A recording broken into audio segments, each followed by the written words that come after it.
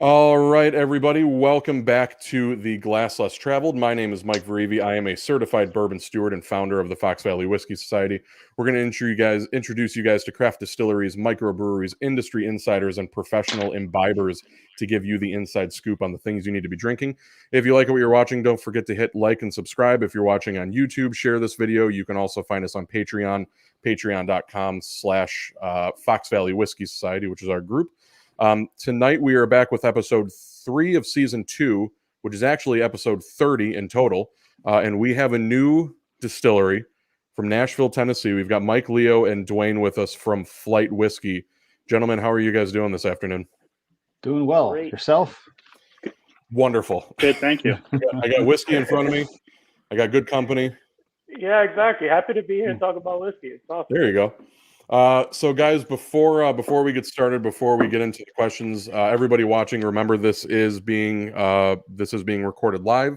If you guys are watching on YouTube or on Facebook, you guys can type in the comment section any questions that you might have for any four of us, and we'll post it up on the screen, and we'll get around to answering it.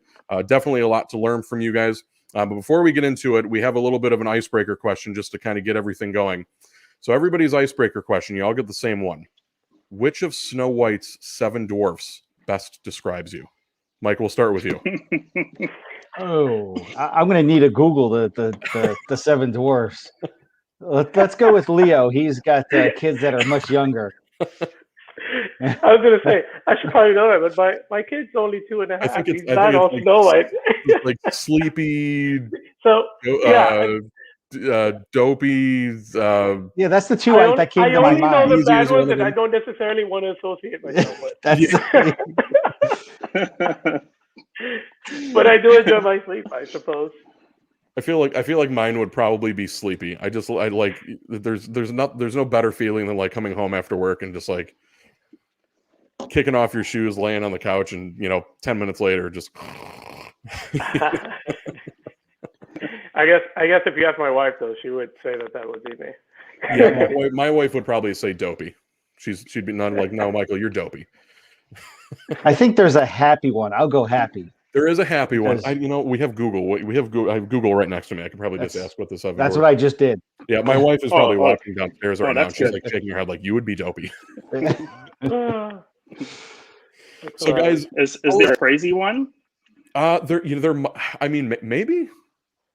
I'm not sure they would call it. I guess crazy. Crazy works. Yeah. Sneezy, happy. Works. Yeah. Sneezy, happy, dopey, sleepy. Yeah. Bashful, and then there was Doc. There's Doc. Yep. Sneezy. I wouldn't be Doc. No. And I don't think anybody, especially in today's climate, I don't think anybody wants to be sneezy. No, that's the wrong time to do that. Yeah, you won't be allowed anyway. I'm definitely not sneezy. So guys, let's start. Tell us about Flight Whiskey. Take us to the beginning, and talk to us about its inception, from napkin idea all the way to reality. Let's start at the very beginning. What was that whole process like of wanting to start a distillery and doing what you guys do? Sure. If you guys are okay, I'll take this one.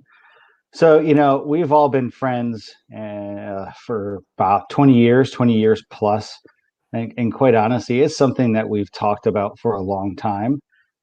We all enjoy a great bourbon, a good whiskey. And really, we found ourselves most nights at the end of the night sitting there having a drink together. And it was something that just brought us together as a group. So for us, it's been a dream and a vision for a long time. And then really, what do you do during a pandemic? You start a whiskey business, right? So what the heck? And so that's what we decided. It's been a journey for sure. We've learned a lot through this time.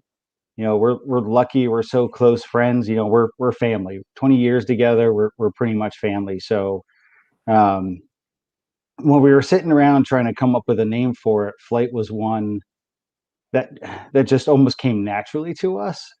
Flight's a different name, right? It's not very common, not something you'd think about for a typical whiskey or bourbon. But for us, as we sit around the table at the end of the night, and we kind of talked a little bit about it earlier, is we're all from different parts of the US right now. And so for us, we're family, we're a flight away from each other. We have some connections to the aviation industry one way or another as well. And so at the end of the day, when we were kind of spitballing ideas, when we came up with Flight, it wasn't just an instant, that's it for us. So you guys are all from live in different areas. You had mentioned that you're all just kind of a flight away. With having this I assume you guys have a brick and mortar building that you guys are at least now distilling out of, and we'll get into a little bit later. The kind of the beginning of it. How is it running?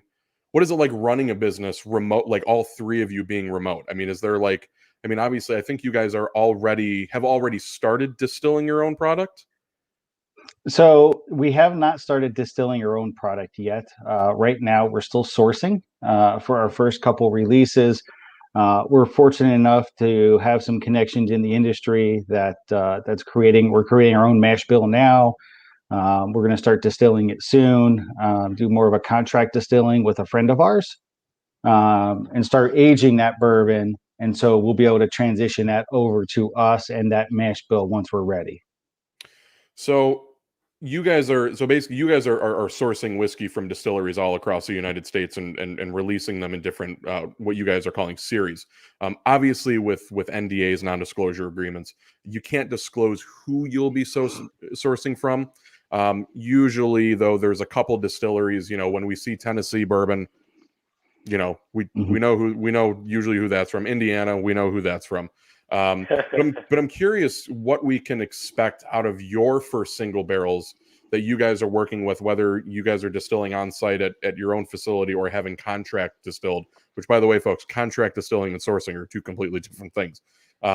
What can we expect out of the single barrel series that kind of like you can disclose? Are there any distilleries that you guys are working with, or maybe any regions that you're working with that you can kind of clue us into? Well, I guess I can take this one. So for our first release, we sampled loads and loads of barrels from various distilleries across the country. I mean, I can just tell you, we have had samples from Tennessee, from Indiana, from Texas, California, you name it. We had samples from all over the country, and we wanted to take our time to go through this process. So it took us a very long time with large numbers of samples from different barrels and traveling and just selecting different ones that we wanted to sample. So it took us months, by the way. Yeah, you're right, Leo. So it took us months and months, and in the end result was what we have in front of us here, and I'll hold it a little closer. The end result was this Flight 1903, and that's our first release. Flight 1903. It's a wheated whiskey. It's a wheat whiskey, and we're just really excited after all this work and all this time and all these months and all these samples. We're just very excited to be able to share this with everyone. Talk to us about that process, because I think a lot of people, that's kind of there's fun parts of owning a distillery, and there's like this much fun, and then there's like this much paperwork. You know what I mean? And just like stuff like legal work that you have to go through. I feel like the fun part for a lot of people would be like, all right, we're starting to collect samples from all across the country. What is that process like? I mean, are you like from the moment you send that email, or from the moment you make that contact at whatever distillery across the United States until the moment you get it and you're sampling it?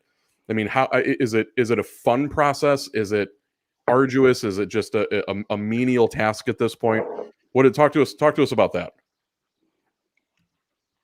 So I can say up front, you want to go? No, go ahead. I think the fun part of it is actually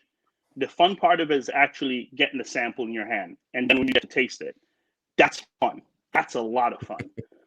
When we all get to when that juice hits your palate, that's a lot of fun. But the traveling, sometimes it's very tedious, but we take pride into doing this and to selecting the appropriate barrel for our juice for our release. Mike, you want to add something to that? Yeah, so I think you nailed it. In my mind, the upfront process of making those connections, calling different distilleries, emailing different distilleries, trying to get to the right person that will send you those samples, that's a lot of frustrating hours that are put in, and some rejection as well. When I think back to our night where we got together as a group, we did it here in Nashville. Both these guys flew in town. We had some very close friends, some folks in the industry come out and meet us, and we made an event of it. That was fun. Sitting there doing blind tastings and giving each other our honest feedback as a group of what do we like, what do we not like. That's fun. So it's a little bit of both. So Stephanie Curtis chimed in on YouTube. If you could have a billboard for Flight with anything on it, what and where would it be and why? That's actually a pretty good advertising question, especially for being new. That's pretty good. I guess this is the time to kind of spitball some ideas, guys. I think if I could chime in, guys, I think Flight, what we're setting out to do and we would like to see it's an adventurous spirit. Sort of something that would invoke exploration, something that'll, get you if you're reaching for something that you normally is your go-to, we want to, if you're already that you have that profile that you enjoy, we want to show you something comparable, something similar, and we want to be able to have like different experiences between flights, right? And that's our whole model. So I think on a billboard, I would want to be inclusive of like just our plane. We have a beautiful plane, which is on my T-shirt. I don't know if you can see it, but and just the states, right? I mean, we're focusing largely on American whiskeys, and I think there's lots of cool stuff going on there. And I think like something like that would be really beautiful. You guys will have to pay for like one of those real big billboards now, like going down like what's the main highway, like 65, I think is what it is. 40, 65, yeah. I could just go just on the main highway. Maybe we put it right next to Jack, right next to their billboard. There you go. There you go. I like the location. So you guys are doing something that's it sounds like it's pretty familiar in the whiskey industry, and that's basically taking barrels and different single barrels from really all over the country. Are you then taking these and then kind of blending them all together into one series, or are you taking them and releasing them as single barrels? We are truly single barrels at this point. As we were sampling, and we spent all those hours just going through and trying to figure out what the right profile is for us. In the end, we felt it was important to stick true, just the true nature of the spirit, as pure as it could be, straight out of the barrel. We wanted it to be authentic. We wanted it to be us. We toyed around with the idea early on of, do we do some blends? Do we do small batch? What is small batch, right? But in the end, we think it's important to have a unique just flavor profile for every release we have. At some point in life, we might be able to go back and say, okay, this release was popular. Our customers, they want this release again. So figure out how we do that. But right now, it's for us, the quality of the product, having something unique every time is what's most important to us. So you guys aren't really doing anything kind of like a barrel bourbon, where those guys are taking, this barrel, from all these different places, all these different finishes, all this different stuff, and then literally sitting there with a graduated cylinder and pouring each and just trying to figure out. You guys are really kind of sourcing the best single barrels from across the country, and just kind of releasing. Now let me ask a question.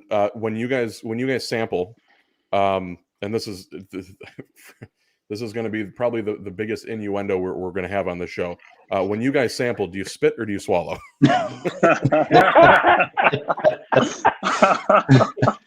That's all for me, folks. Tip your waitress. You know, I don't believe in an alcohol abuse, so that was a very political answer. That was a good one. Yeah. Yeah. With so going, traveling across the country, I guess the name Flight, because you're kind of going to all these different places, I guess the name Flight Whiskey really has a second or a third meaning there, because you guys are literally, either A, hopping on a plane to go to these places, or B, I mean, you're literally, bouncing across the United States.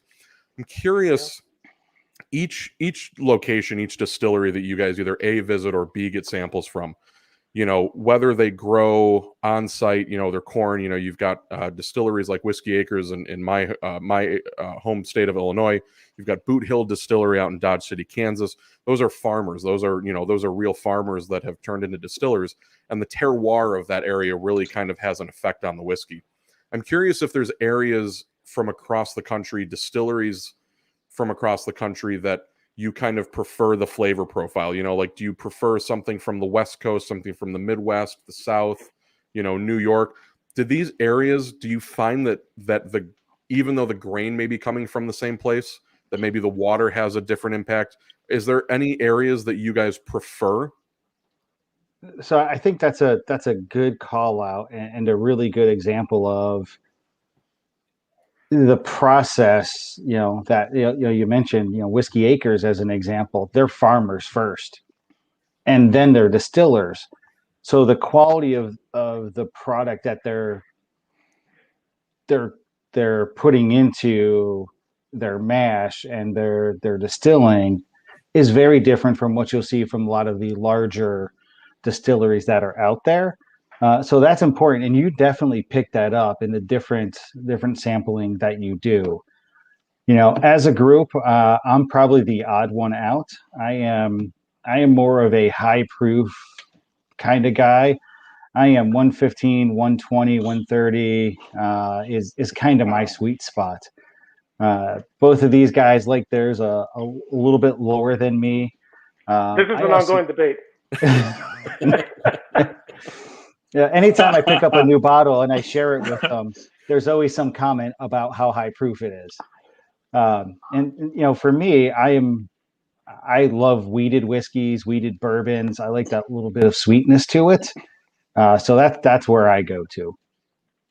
What Leo and Dwayne, what about you guys? What do you kind of prefer as far as, like, because I mean, when you guys are sampling, is it just you three, or is there anybody else in the round table, that's kind of there to give an opinion? So Mike, you like the high proof stuff. I like high proof stuff. Leo and Dwayne, what do you guys prefer? What do you bring? What's your kind of, your flavor profile? Well, for me, I'm the opposite of Mike. First of all, I like lower proof stuff. I'll say anywhere between 80 and 90, sometimes 95. That's my sweet spot. He likes sweet. I like rye. Okay. From the Caribbean, so I kind of like spicy. That's that little kick from rye whiskeys. That's kind of my take. And that's just my taste, my profile. So I'm the opposite of Mike. I don't have a particular region that I like. And I think Leo might be somewhere above me, somewhere below Mike, but I'll let Leo speak on that. Mm-hmm.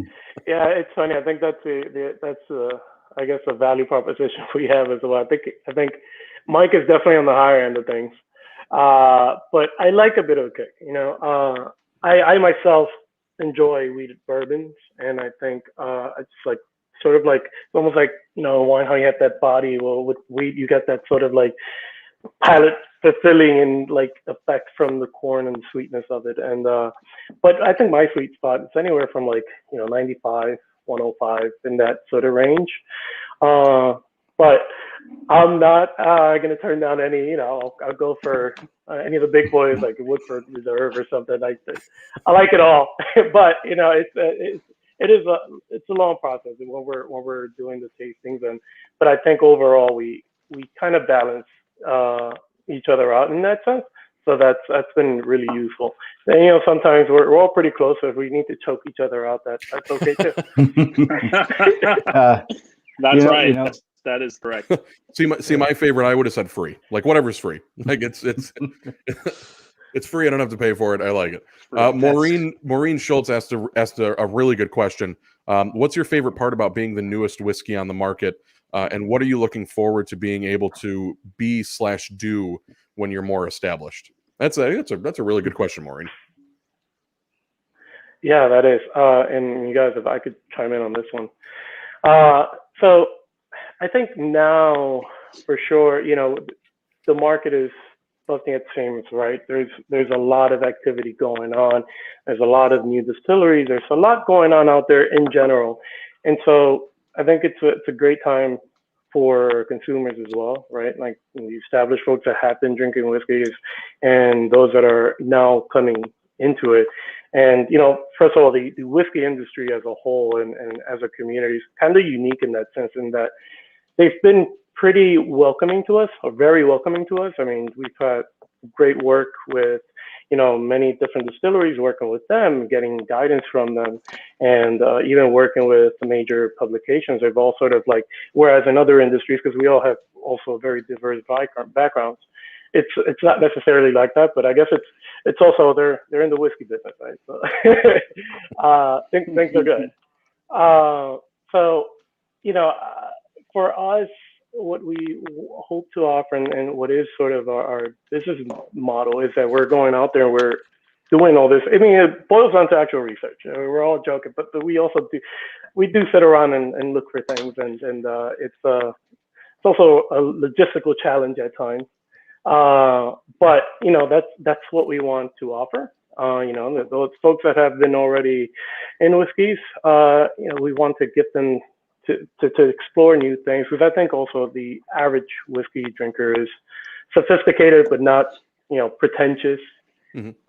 So they also just like things done right, and so I think they would appreciate going to gravitate towards a bottle and expecting a good experience, and that's what they're going to get. And obviously we'll have our mainstays as well, and we'll re-release a specific flight that we know works for us and that the community also demands for, and we'll work to bring that back as well.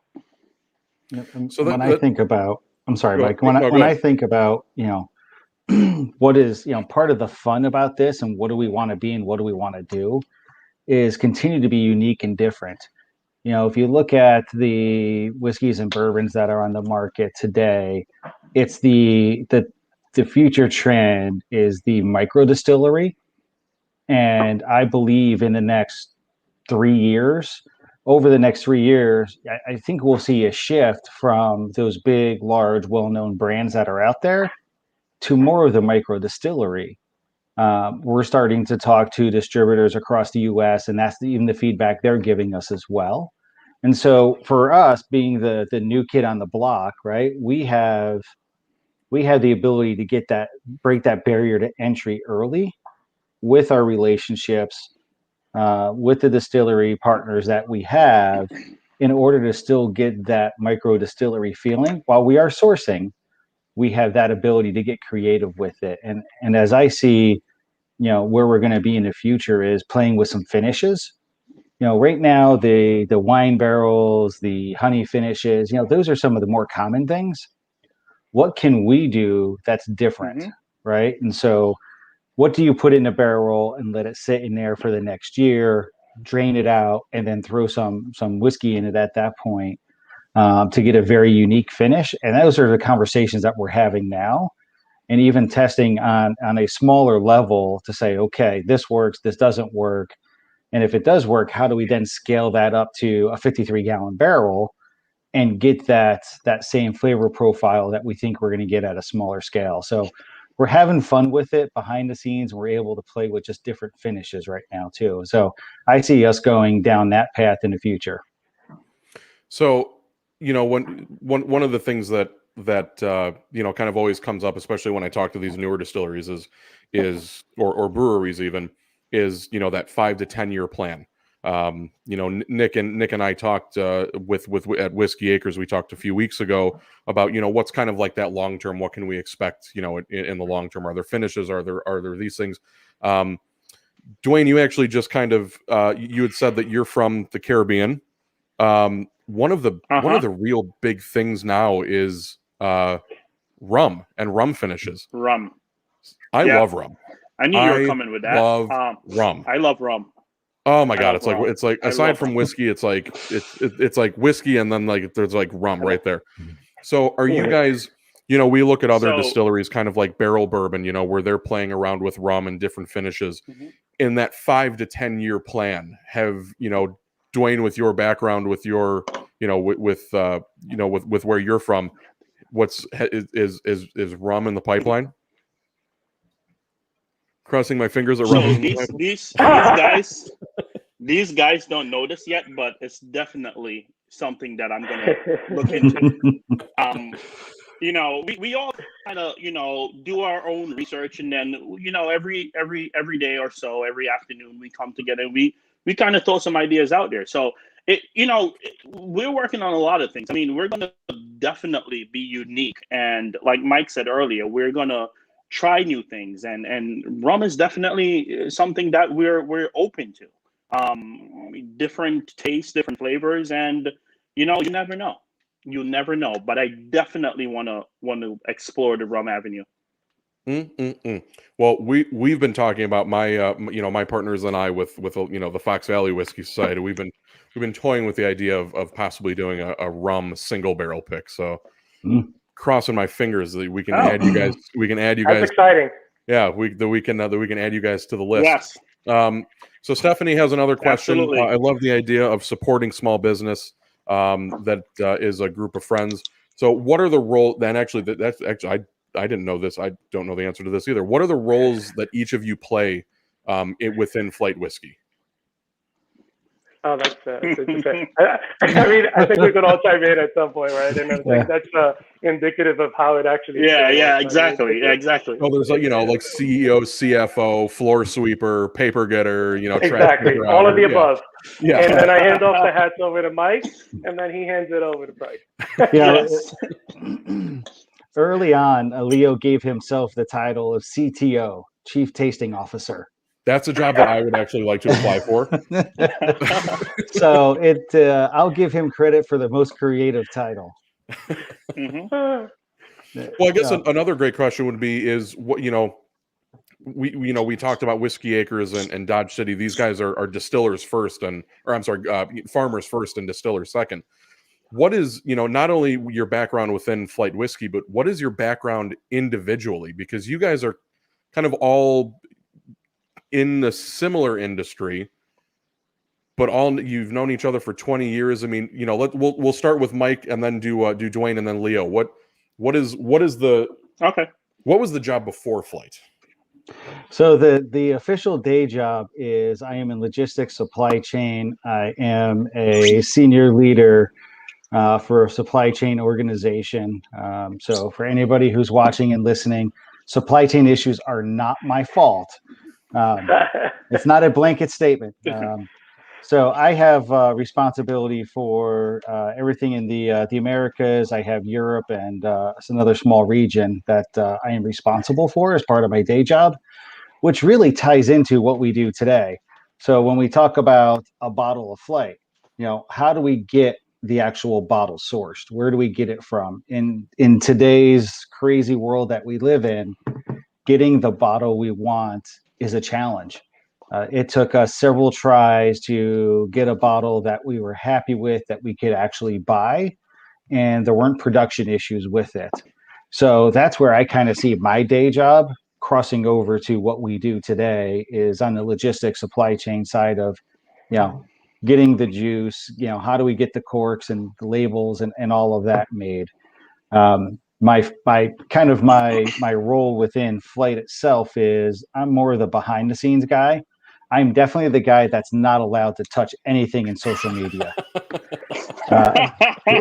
We'll establish that with, I think, our first post. So yeah, I'm the guy that deals with the TTB, that does the business side of things. And again, not social media. That's where I've learned I cannot cross that line. So you're the guy that needs to drink the product after a long day of work, doing every the day. Yeah, yes. that sounds. Yep. Yeah. Mm-hmm. Dwayne, what about you? What's your day job, and what's your role within flight? So, my day job, I am an air traffic controller. So I am the aviation geek behind Flight Whiskey. So I work in a facility, in a radar facility here in New York, and it's the most complex air traffic control facility in the world. So I have an aviation background. I started flying airplanes when I was in high school, and then I switched over to air traffic control when I was in college. And my role in flight is anywhere from the design aspect of like the label, choosing the airplane, coming up with flight numbers, and the ideas behind just the creative background, or the creativity behind flight itself. When it comes to different label designs and different airplanes and different flight numbers, like I said before, that's my role. So Mike does all the logistical stuff, and I do the design, and then Leo does something else. So I'll let Leo take over from here. Real quick, Dwayne, what did the guys in the air traffic control, like when you told them, like, hey guys, I'm starting a whiskey company, were they like, I'm sorry, you're doing what? Like, because that's like a high pressure. No, these guys, listen. Yes, it's very stressful. So these guys want to actually come to my house and drink after work every day. So they're actually excited about please God, not before. Yes, they're like, we want this to work. So make sure you do all your research. Make sure this works, because we want to come over and drink every day for the rest of our life. Love it. So that's what they want. So you also need a drink after work, because I have a buddy who's an air traffic controller, and he's like, dude, it's like, I mean, it's long hours. It's stressful. It's just, it's all this stuff going on. And I'm like, I don't envy your job at all. But it's got to be, flying planes and then getting into, that's awesome. Anyways, we're getting off topic here. And here's the scary part of that, Mike. Here's the scary part of it. Almost every week I am in a plane somewhere in the world. And I've got people like him who I trust with my life to get me in. People like me. Yeah. Like me. Well, the thing is, he knows the type of people that now. Yeah. Leo, what about you? What's the day job? What's the role within flight? Yeah, sure. So I have a background in technology, so I do engineering for some Wall Street firms. It's been my career so far, in some technology firms as well in my past. And so within flight, like I said, we all share roles, but we tend to have our focus. And for me, it just naturally has been like the technology needs of facilitating all that, making sure that, with the social medias, websites, and, also we all take a part in just, nurturing our relationships across industries, because it's a lot, this whole industry depends heavily on that, and folks whom you make business with and you become friends with as well. So, and by the way, I think Stephanie said that she would be an assistant chief tasting officer. Yeah. I mean, she's the first applicant. She may just qualify and have. Oh, I didn't even see that. Yeah. She what is it? I'm here. There you go. If you need a paid assistant tasting officer. Oh, see, I should read the fine print. Oh, there we go. Part might be difficult. So I want to talk about you, Mike. You had already showed the bottle. The TTB just recently, they released it, but it's on the bottle now. It's the single barrel, which my understanding is a 4-year product whiskey distilled in Indiana and bottled in Iowa. So that's kind of an interesting, an interesting partnership there. But as most people, probably know now after listening, you guys don't have anywhere to bottle just yet. So talk to us about that Iowa connection. You know, can you tell us where where it's being bottled? Is that like a relationship that's going to continue? Are you guys looking at a bottling line? Talk to us, but then in general, just talk to us about that particular whiskey, because I'm super interested in it. It has not been released to market yet. It has not been released to market yet. Our launch party, our first launch party is August 19th. We are expecting it to be in stores just before then. And so we're about 2 to 3 weeks away from product on shelves. And I'll tell you, I'll digress a little bit, Mike, then I'll get back to your question. We're pretty lucky. We are pretty well connected in the industry. We have friends that are supporting us in the industry. One of the largest liquor stores in the area. First release is a barrel pick for them, which is different. You know, most people take some time to get into the market before somebody will do a barrel pick with you. So a friend of ours is doing a barrel pick to start. So you'll see that coming out in social media here in a few weeks. So we're doing something fun just for them. Beyond that, we have some local whiskey cigar bars that are supporting us and are really helping us launch it and get off the ground. So we're pretty lucky. We've got a lot of good people supporting us, which ties to actually kind of your question about Iowa. So as the guy who kind of works the behind the scenes stuff, I was struggling to find somebody who would bottle for us. You know, we were able to find some of the larger companies, even Nashville-based larger whiskey brands that would bottle for us, but they wanted 10 plus barrels at a time. And that's not our model. And so we were in a tough position to get somebody who would do a single barrel at a time, a couple barrels at a time, in order to get us off the ground. A friend of mine, his name is Jason Rigel.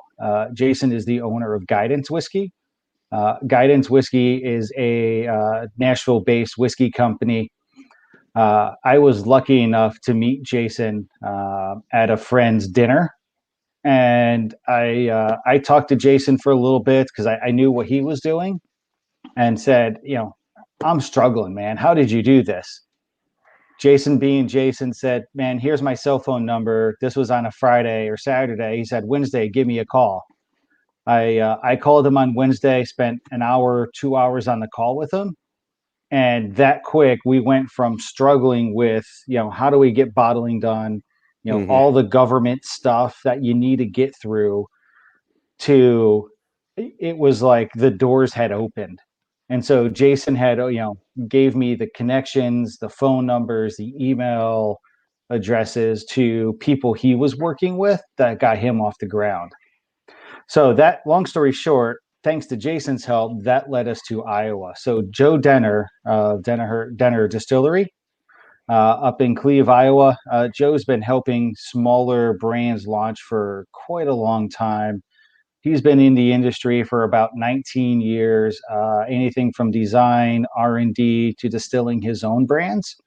Jason made that connection, and instantly Joe said, yes, I can help. And here's what I can help you with. So he guided us through the TTB process. He, of course, he helped us with the cola. He's going to do our bottling for us. So I'd say, you know, through a series of events and getting lucky, we were put in contact with Joe, thanks to Jason at Guidance, who really helped us get our product on the shelves. So this particular release, and that is very, very, I don't want to say strange, but a different approach to do a single barrel pick, like right off the bat.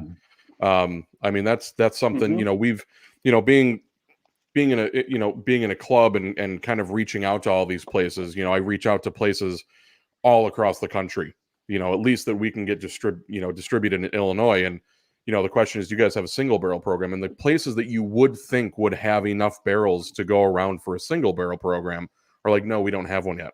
We don't have enough. So we don't have one yet. But to have this like brand new distillery that hasn't even released their first product yet, I mean, in a few weeks, to do a single barrel, that's awesome. That is awesome. Damn, I wish I could have jumped on that. Oh, to have been the first, you know. Yeah, it's different. But it's part of our model of let's have fun with it. Everyone is unique. We want to cater to those that are drinking our product, and we want to make sure that, as we go, we're getting feedback from our customers, not just the liquor stores. We want to know the people who are drinking our spirits. We want to know their feedback. So as we're doing our next pick, we can help tailor that to what the market is looking for. Now, it might be a single release where it's just a single barrel. Maybe we can do a couple barrels at a time if we find the flavor profile that's pretty repetitive, depending on where we can get it from. But it's in our DNA. It's really who we are. Yeah, and one of the cool things that we'll do is also, with releases, being that like we said, we're offering different experience within, or from each release or each flight number, is that we want to provide that information as well. So as we build our community, well, then we'll make that available on all our socials, where we'll be updating our website and whatnot. And so, like for instance, for 1903, flight 1903 being our very first release, though, we'll have all the information on it, about the actual release itself, like the source, taste profile, and sort of the unique notes from it and whatnot. And so we would do that for every subsequent release as well. And just the 1903 is first release, and then there's also simultaneous that barrel pick as well. So Maureen will get to your question, because I actually have a really good one for you, especially if you're not a whiskey neat drinker. I love the name 1903. I'm going to go out on a limb here and say it's 1903 because of the Wright brothers' first flight, and it is your first flight, right? So this series will be called 1903. They tie together, right? It's your first one. So we'll call it just Series 1 or Series 1903 for being the first. Do you guys have anything? We talked about that 5-10-year plan. Do you have anything? Well, I want to talk about this one. You said it's a weeded mash bill, or it's a weeded. It's just a higher wheat percentage. It's a 95-5, so 95% wheat whiskey. Oh, I like that. It's delicious. I mean, obviously we're biased, but me too. So Journeyman Corset's Whips and Whiskey from Journeyman Distillery. You're gonna love this. Is one of my favorite whiskeys of all time. Actually, so much so that we picked a barrel of it. So I love wheat whiskey. So 95 wheat, and you said 5 barley, malted barley. Yes. Yep. 5 barley. Man, that sounds fantastic. Oh, that sounds fantastic. Comes in at what proof was it? 115. 115. Oh, Leo and Dwayne, how do you guys feel about that? Listen, so that's the thing, right? Leo, go ahead, Frank. Go ahead. Okay. I'll go. I was just going to say that. Here, I'll moderate here. Dwayne, you go first. Okay, I'll go first. Okay, so let's just be honest here, right? So I think I got the sample first before anyone else. And when I popped the lid on the bottle and the nose, when I smelled this thing, it blew my mind. So even if it was 150 proof, just the smell alone, it put me, I'm like, oh my God, I've never smelled anything that smelled this good. And then I tasted it, and all the flavors and everything, I fell in love. It's like I was about to get married. I fell in love with it. You better hope your wife isn't listening to you. No, she's 2 stories up. So well, I mean that's a good point though. I so you have it's a wheated mash bill, and I think for you guys don't like that high proof. Mike and I, we like the high proof, but wheated whiskey at that high proof, you have the sweetness and the softness of the whiskey and the heat from that proof, and the two come together, and it's like it's just an explosion of flavor. Yeah. It's not like a suckly candy sweet. Oh, it's just, and that's why wheat whiskey is so beautiful. I love wheat whiskey. That's what I was going to add to that. Is that the versatility that that higher grain gives it to it, right? It's makes it much more versatile in that sense, and I think that's why it appeals to all of us. And I admit I drink mine with rocks, so there's that. Hey, the best whiskey is the whiskey you like to drink, the way you like to drink it. Exactly, there's no wrong way. Yeah. So, Maureen, what whiskey cocktail would y'all suggest if you aren't the type to drink whiskey neat? I'm going to go ahead and start this one off. And so now, knowing that this is a 95.5, a wheat whiskey, if you don't know, I'm an old-fashioned guy through and through. I love old fashions. But if you like I love sweeter things or things that have kind of like that, contrasting sweet and sour where the bourbon doesn't come through as much, a whiskey sour or a Gold Rush are fantastic for people who don't know, like they want to kind of work their way into it. A Gold Rush is just bourbon or some sort of whiskey, lemon, and honey. And you get the tanginess from the lemon, the sweetness from the honey, and then you get kind of like that boldness or that softness, that you guys would get from your in particular this wheat whiskey. Mike, since you're on the top over here, you're actually right here for me. What would you say? If I was going to not go with the traditional old fashioned, probably a Sazerac. Typical Saz is done with rye, so there's a little bit more heat to it. But for somebody who doesn't necessarily like that heat to it, that spice, that drinking it neat, a Sazerac with something like ours that has that sweetness, I think is a good way to go. Okay. We have a big long question, but from one of our members, Thomas Konopka. He's a huge craft distilling supporter. But while I'll let you guys read that question, Leo, what about you for a cocktail?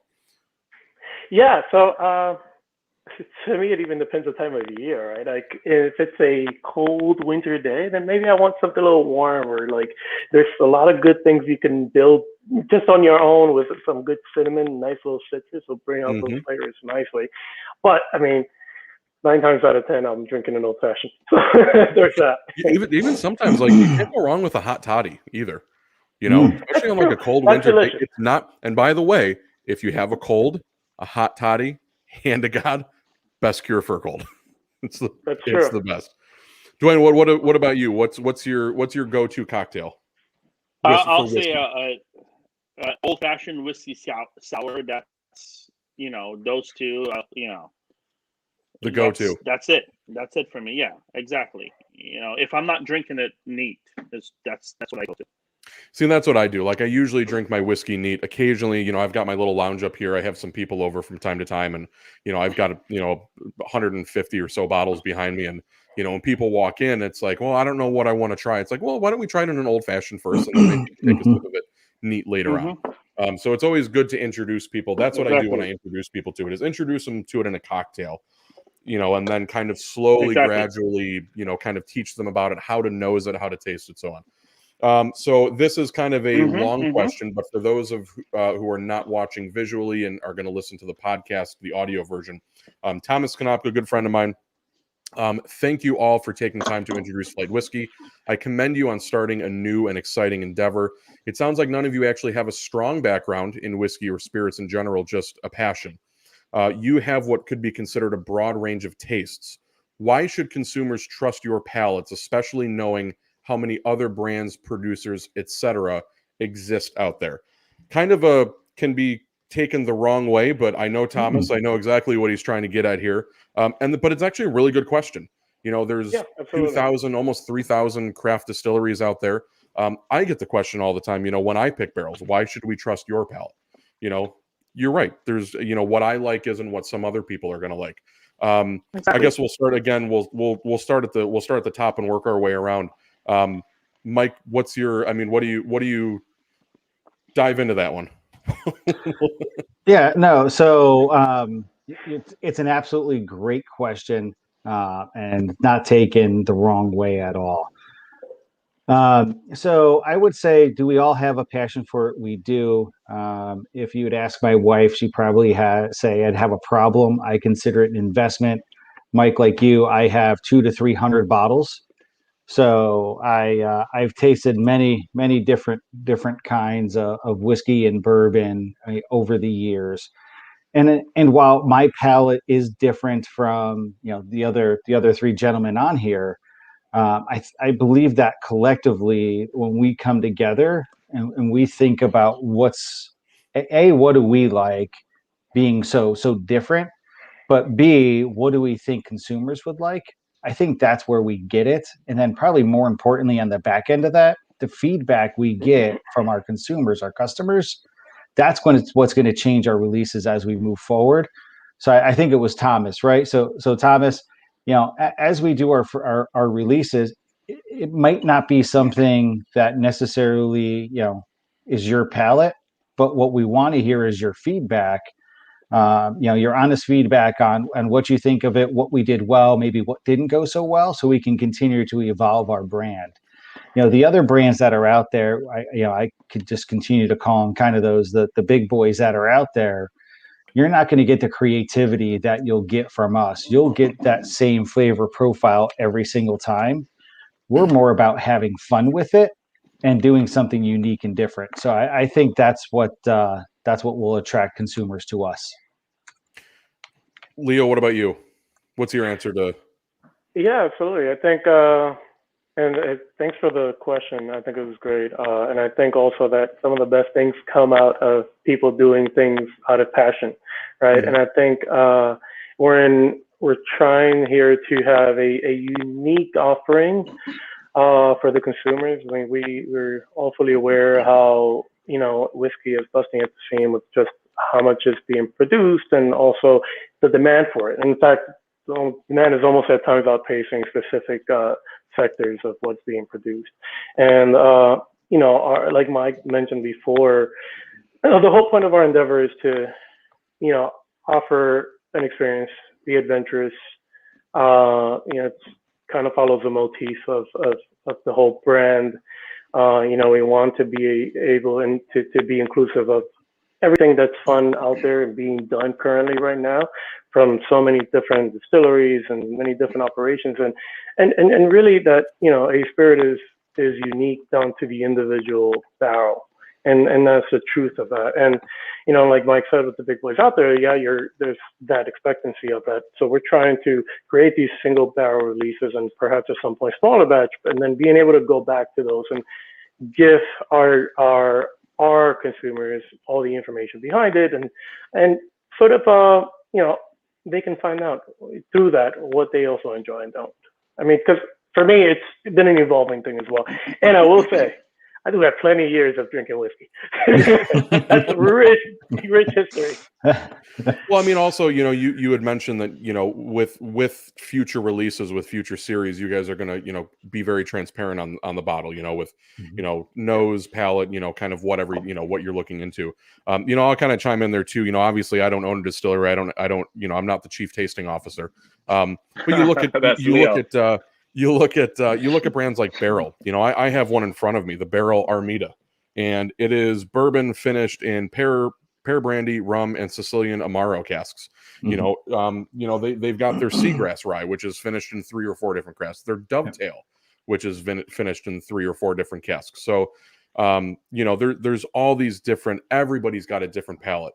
But you also look at Jim Beam and Bullet and Jack Daniels. Why is their palate any different? Why do we buy from them? So it's kind of along those lines. Thomas, thanks for that question and for this question that's on screen right now. Mark Augustin, good friend of ours, longtime member of the group. He's very always wants to know all the answers, and actually this is a question that I would love to know. When you guys are going to be getting into distribution, A, is it going to be available to Illinois? And B, what's the MSRP that we're looking at for a bottle for those prospective buyers? Sure. So distribution. So we have distribution agreement in place. We started in Tennessee because that's where our company is. So we've got established relationships here. Distributors signed up, and again in the next 2 to 3 weeks we should see it on the shelves. through about half to 3/4 of Tennessee is the market that our distributor serves. We are in conversations with several other distributors as well. A couple that will take care of the East Coast for us, some that we can do the Midwest out west. We have not pulled the trigger on them yet, simply because we want to get established in the market that we're in, get a brand name, have our consumers get to know us, and really build our own internal business case before we expand. But we do have distributors that are ready to pick us up that will expand that fairly quickly. And the MSRP is $49.99. So right on par with most other craft whiskeys. Yep, you know, it is. not too far out of reach. So a lot of people commenting, looking forward to tasting, looking forward to trying it.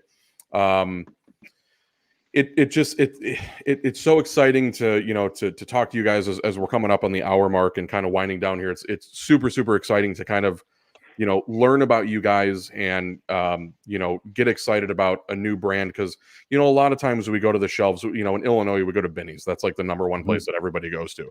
And I feel like the craft, even though it's in the same aisle, the craft whiskey, it doesn't get the love that it deserves. And some people, they just, they don't like craft whiskey. Some people, like myself, we love to support craft brands. What are you guys looking forward to? What's you guys started this, this adventure together. What are you guys looking forward to? Let's start with Dwayne this time. What's like, you go to bed at night and you're just like, fuck, man, I'm super excited for this. Like, what's that thing that you're just really looking forward to?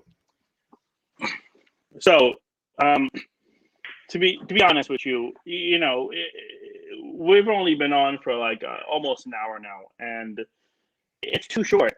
I wish we were on for like 24 hours or something, because there's so much to talk about. Flight Whiskey. We're currently working on many surprises. I mean, there's a lot to talk about. So, if you find it fit, would love to come back on the program. Oh, definitely. To discuss, to discuss whatever products we have coming out. Before we release anything, would love to be here to discuss with you. You will hear it here first. For your viewers, you will hear it here first. If you grant us this opportunity to come back on, we really appreciate that. But what I'm really looking forward to is just our release, just for everyone to try our selection. And what these guys didn't mention from the previous user, I forgot his name from on Facebook. Thomas. What was it? James Thomas. Jack something? Thomas. It was close. James Jack Thomas. Yeah. Something like that. So here's the deal, Thomas.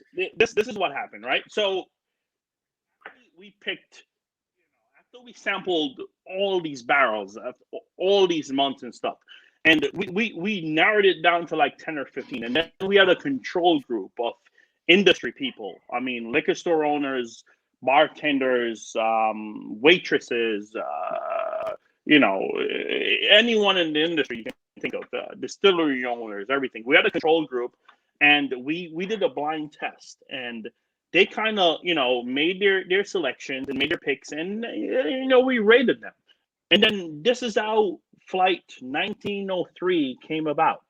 So it's not just Leo likes 105 and Mike likes 300 and Dwayne likes 80. It wasn't like just a random thing. I mean, we did our time. We put the time in, and we did the research. So that's what, I just wanted to get back to that question because I didn't have an opportunity to answer that.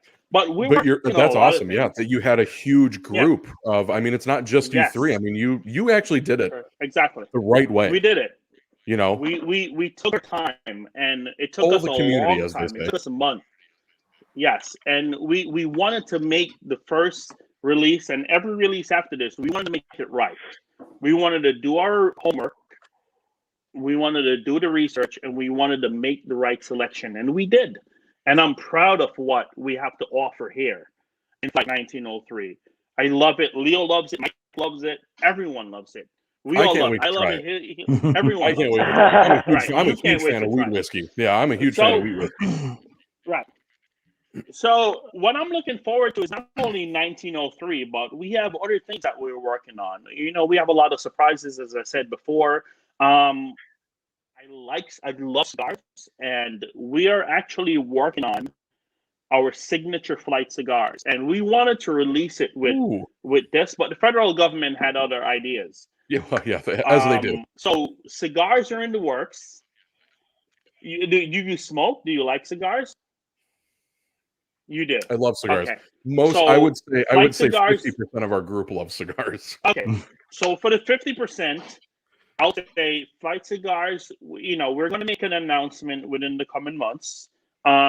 We're constantly working on updating or improving our website, which is flightwhiskey.com, common spelling like it's on the bottle. And we're gonna try to put some merchandise up there for purchase. We're gonna have raffles. We're gonna have giveaways. You can follow us on all our social media platforms at Flight Whiskey. For future release dates for upcoming products. There's a lot of things that we're talking about. You mentioned the rum barrel agent thing. That's just something we had in the background that we weren't ready to like talk about today, but you mentioned it. So hey, why not? So there's a lot of things we have to, we just want people to follow us on all the social media platforms. We want them to check out our website. We're currently still working on, and we have a lot of things to offer in the upcoming future. So just stay tuned, man. This is going to be an exciting ride. Leo, what about you? What's getting you excited about Flight? Well, lots gets me excited. No, I'm really looking forward to getting the community feedback and engagement about the 1903. Because a lot of that's what's going to drive our future releases, right? And that's what's going to drive a lot of what we do. So, and like Price was saying before, Glenn was saying before, that we are planning a bunch of cool things that we want to stay nimble, and obviously we have the size and we have the capacity to do so, and we want to reach out to more and more partners out in the industry to be able to, offer that to new whiskey consumers and like I said, the established drinkers to come join us, be part of the community. We're approachable, and we're just trying to make a community out of it. And I'm also looking forward to our release party coming soon. I don't know if I can mention the places on here. I can. Go for it. Sure, yeah. Our friends at the Red Phone booth in Nashville, Tennessee. It'll be August 19th. If you're in the area, pop in. There'll be plenty of Flight. And you can tell us if you like it or not. I wish I could be there. I'm gonna be in Kentucky in September, but I'm not gonna be in Nashville in August. Mike, what about you? What's getting you excited for the future of Flight? So for me, it's not just the future of Flight, but it's also the future of the other smaller emerging brands that are out there. Bourbon being what it is and the community that it is, for us to have, somebody like Joe and Jason help us get launched, I see us doing that for other upcoming distilleries, whiskey, brands in the future. And for me, it's super exciting to be able to go to your local bar, your local liquor store, see Flight whiskey there on the shelf, to be able to drink our own juice, but also see bottles next to it that we can support for other smaller brands as well. Because to me, that's where the community comes in, and knowing that we all help each other, that's kind of that end state game that I think all of us in the smaller craft distillery world is working towards. So that's what I'm looking forward to. I'm looking forward to trying the whiskey. I'm looking forward to seeing what you guys do in the future and where you go, and I'm definitely looking forward to the different series. It's it's always exciting to sit here and kind of and talk with you guys. Usually we talk with distilleries that have kind of been they're well branded, they're well accepted, they're kind of ingrained in the community already. So it's awesome to to talk with you guys you know, kind of just starting out. You haven't released yet your first product. So Mhm. I want to thank you guys, Mike, Leo, and Dwayne for coming on. Everybody out there watching and listening later on, one of the best ways you guys can do to support Flight Whiskey and any craft, whether it be craft beer, craft distillery, craft soda, is to go to your local store, your local liquor store, and ask for it. That's really the best way to go about doing it. Follow them on social media. At Flight Whiskey, Instagram, Facebook. Mhm. You can get them at flightwhiskey.com. You guys are going to be updating the Yeah. website soon with all this different stuff. And then just, you know, Mhm. when you see a bottle of it, hopefully we get it in Illinois. I say we, even though I'm not in Illinois anymore. You know, when it gets to Illinois, you know, we can have a bottle. You know, I'd love to do this again with you guys and sample along with you guys so that we can kind of go through the tasting notes and do all that, and so people can get an idea of what it is that they're getting into. But I want to thank you three for coming on. Thanks to everybody who tuned in and was watching tonight. Thanks to everybody who's listening later on tomorrow or in the future on the audio. Anything before we log off and end broadcast? I just cheers everybody, and can't wait to meet some of you, and can't wait to get Flight Whiskey in your hand. And Mike, thank you. I appreciate the support.